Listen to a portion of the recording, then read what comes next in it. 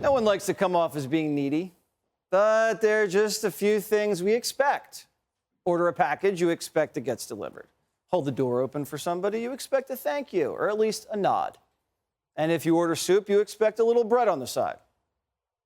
Excuse me, I think you forgot my bread. Bread, $2 extra. $2, but everyone in front of me got free bread. You want bread? Yes, please. $3! What? No soup for you. And if somebody runs for president, you expect them to go out, shake hands, kiss some babies, and most of all, get on the debate stage. But when it comes to Joe Biden, who just told us to watch him, the Democratic Party is saying, no debates for you. The sitting president of the United States of America is a Democrat that would like to run for re-election, so much so that he has declared a re-election campaign. Right. In that case, the Democratic National Committee will not facilitate a primary process. There will be no debate stage for Bobby Kennedy, Marianne Williamson, or anyone else. They're not going to set up a primary process for debates for someone to challenge the head of the Democratic Party. In other words, Joe's running, so voters should just be thankful and not ask any questions. But 19% of Democrats are already siding with his primary opponent, Robert F. Kennedy Jr. He's pulling the same numbers in the polls as DeSantis, so he's nothing to sneeze at. And if anybody deserves to debate Joe, it's him. I think the political parties, both parties, ought to be doing everything that they can to convince the American public that we really have a democracy in this country and that, our politicians are running, are talking to people, are doing retail politics, are engaging in debates and town halls, and it's not just a rigged system where the candidates are chosen by the political party the way that was done in the Soviet Union. And Marianne Williamson's not doing too bad. I mean, she's polling at 9%. So she wants to get in the ring with Joe, too.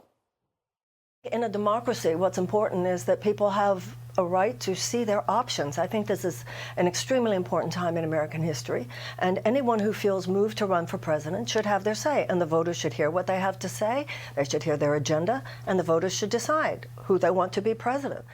Yeah, but the Democratic Party and their donors are the ones deciding. And they're not looking for the sharpest candidate or the one with the best policy chops. It's really hard to run a country, and most people aren't very good at it. It's not being run well. And so you have to go, well, who could do it better? Could it be a Republican, or it could be a better Democrat? And if it's not a better Democrat, how are we going to get a better Democrat if you don't let the president debate? So they won't let him debate. So it's that's not that democratic. But maybe that's by design, because it's not like Biden's busy protecting the free world. His schedule is wide open. Ducey says he hasn't done anything all week.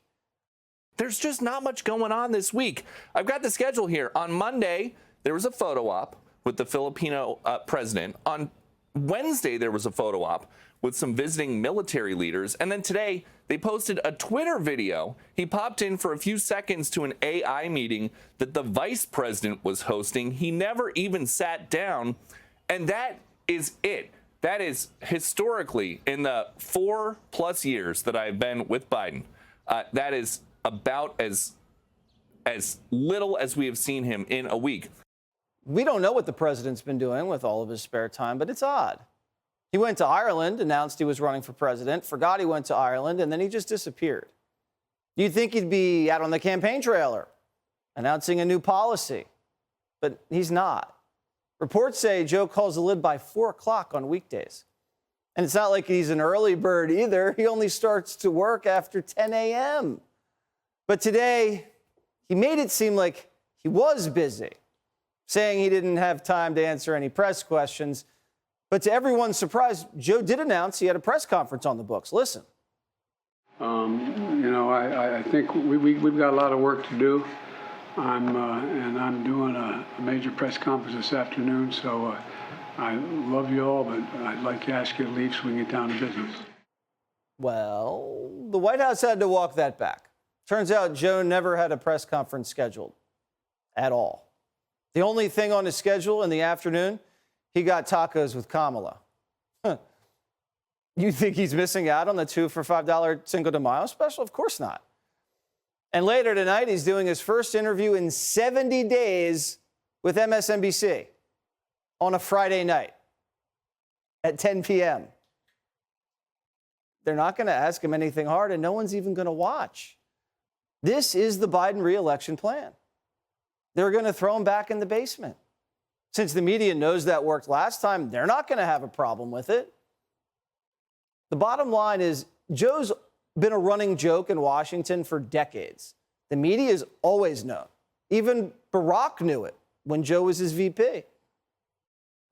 The vice president isn't here tonight, not for security reasons. He just thought this event was being held at the Dulles Airport Applebee's. Yes, right now, Joe is elbow deep in jalapeno poppers and talking to a construction cone he thinks is John Boehner. Also true. It's crazy to think that Joe Biden is only one heartbeat away from no one taking him seriously as president. Sorry for that one. Everybody in Washington knows you put Joe on a debate stage with a Kennedy. He's toast.